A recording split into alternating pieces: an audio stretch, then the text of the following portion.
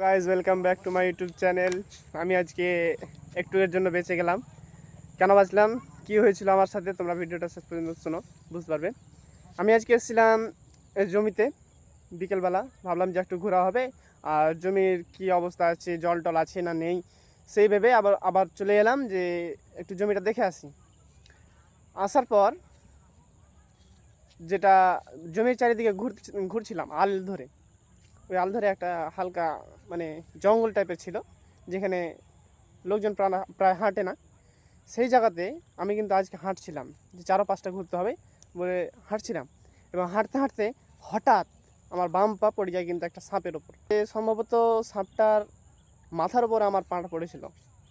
পাটা পড়ার পর আমি যে দৌড় দিই সেখান থেকে, তো বলার কথা না, একটু আগেও আমার ভিতরটা ভয় ভয় করছিল যে কি বড় বাঁচলাম, এত বড়, অনেক বড় আজকে বাঁচলাম।